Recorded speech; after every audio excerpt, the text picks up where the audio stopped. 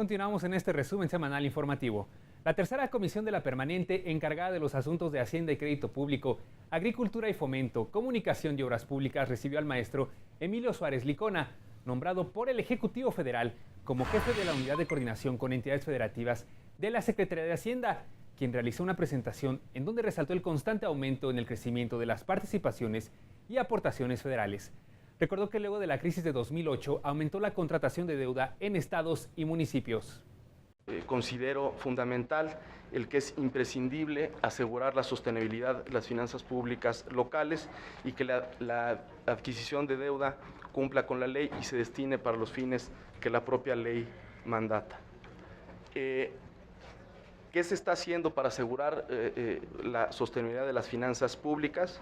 Se modificó el marco normativo, muchos de los que están aquí presentes fueron parte de ello, y yo considero que es un elemento importante para planear mejor. Señaló que parte de los retos de 2017 y 2018 será fortalecer las finanzas públicas subnacionales, así como continuar con el sistema de capacitación del sector hacendario hacia estados y municipios. Es posible que la inercia de la recaudación continúe con un crecimiento en las transferencias federales hacia estados y municipios. Es relevante el que el 2018 será el primer año en que los estados y municipios tomarán en cuenta el sistema de alertas y el financiamiento neto adicional producto del sistema de alertas. Creo que hay que fortalecer los esquemas de recaudación.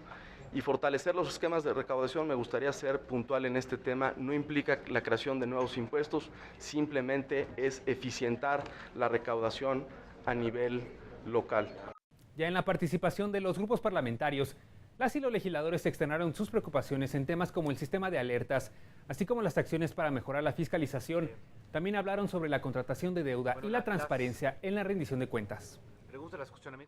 Como decíamos, el 90% de los recursos de las entidades son federales, entonces de alguna forma o de otra se podría auditar. Sin embargo, no hay la capacidad de la auditoría superior para hacerla. Yo creo que aquí tendríamos que tener una visión de cómo vamos a construir auditorías superiores locales eficientes. En la mayor parte de los diagnósticos que hay en ese sentido, se dice que el 100% de las auditorías superiores de las entidades están cooptadas. Si bien es cierto que el sistema de alertas contempla toda la deuda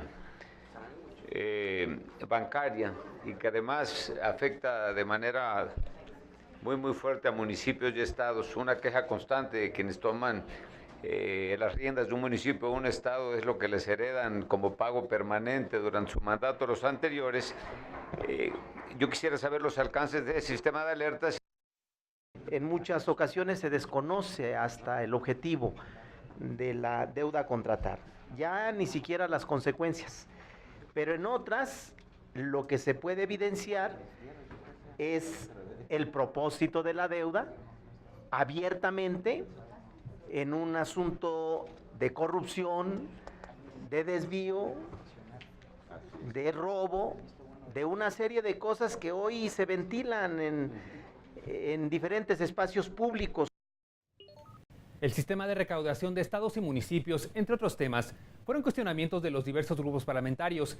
También hablaron sobre la importancia de la entrega oportuna de recursos por parte de la Federación a las entidades. Usted comentó en su exposición que era importante que los estados y municipios hagan un esfuerzo de recaudación, y a mí me parece de lo más trascendente. La mayoría de los estados dependen de la federación en un 94-96% y les da temor recaudarlas y hacer efectivas sus propias facultades.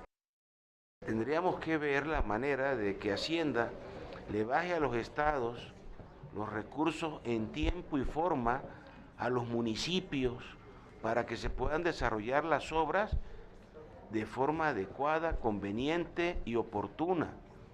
Porque la experiencia que estamos viviendo en toda la República y la queja de los gobernadores y de los alcaldes es que andan tras de los recursos, andan tras la chuleta, ¿sí? No llega, cuando llega hay que comérsela rapidísimo. El esfuerzo de la recaudación local es un hecho, los municipios dependen prácticamente de las participaciones que le llegan vía las entidades federativas desde la federación. Pero está el impuesto predial, y el impuesto predial poco se esmeran los municipios por recaudarlo. Sin embargo, se tienen ya los elementos. Al final, las y los legisladores integrantes de la tercera comisión aprobaron la ratificación del nombramiento del maestro Suárez Licona como jefe de la unidad de coordinación con entidades federativas de la Secretaría de Hacienda y se remitió a la mesa directiva de la comisión permanente. Ya en el apartado de asuntos generales y ante lo ocurrido en el Paso Express del estado de Morelos, diversos grupos parlamentarios hablaron sobre la posibilidad de citar a comparecer al titular de la Secretaría de Comunicaciones y Transportes y al gobernador del estado de Morelos para que expliquen las causas del socavón que provocó la muerte de 2 personas. Pues se ha citado al secretario de la Secretaría de Comunicaciones y Transportes, porque no se ha llegado un poco más, no en el sentido de aquí no vamos ni a justiciar a nadie, pero sí de pedir un poco más de explicaciones como senadores, como diputados y representantes del pueblo, ¿no? Es un tema muy sensible que yo creo que no nos vendría mal, al contrario, yo creo que estaríamos dando respuesta a muchas incógnitas que siente la gente. A mí me parece que por la importancia del tema, yo quisiera hacerle una contrapropuesta, que usted como presidente de la comisión pudiera contactar a ambos y llegar a un acuerdo que ya sea que vinieran o pudiéramos visitar ahí para que nos hicieran todos los planteamientos. Es muy técnico el tema. No solo tiene la parte política, sino tiene una gran profundidad técnica. Me llama la atención que de repente ahora sí vamos a llamar a Ruiz Esparza porque está en la televisión, los medios, lo del socavón, y luego quererlo traer junto con el gobernador de Morelos cuando es una obra federal, totalmente federal, donde el gobierno de Morelos no metió las manos, se me hace un despropósito.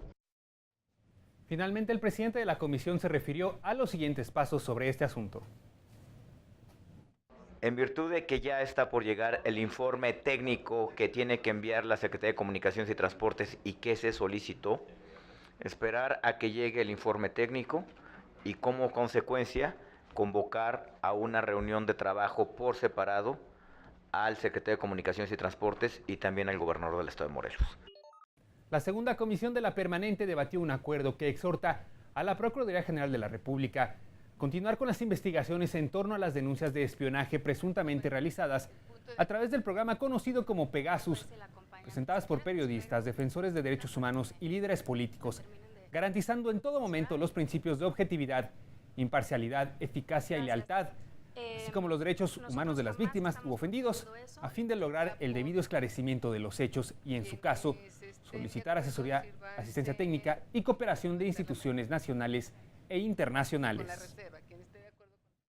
La primera parte del resolutivo nos parece muy bien, esta parte de exhortar a la PGR a que haga la investigación, cuidando los principios de objetividad, imparcialidad, etcétera, pero la última parte del párrafo en la que le ponen y en su caso, ahí ya nos parece pues que la posición del Congreso debería de ser de exhortar a que lo haga. Ya al final si nos hacen caso o no, pues es otra cosa. Y esta voz que el Congreso iba a emitir va a ser una voz solapadora y débil, en el sentido de no llevar a fondo una investigación que permita dejar sentado con claridad lo que estamos planteando. El Congreso tiene que, de manera muy determinante, pedir que haya una investigación independiente del caso. Entonces, bueno, nos sumamos a lo que se había manifestado por las fracciones del PAN y del PRD y sí creemos que se debe reforzar el punto de acuerdo con un llamado claro a un mecanismo independiente de investigación. El texto de este punto de acuerdo no es un invento. Nosotros entendemos por qué quieren quitarle en su caso, perfectamente lo entendemos. Pero las atribuciones del alto comisionado hablan de en su caso. Esa manera de hacerlo directo lo único que nos lleva es a no resolver los conflictos que tenemos al interior de este país.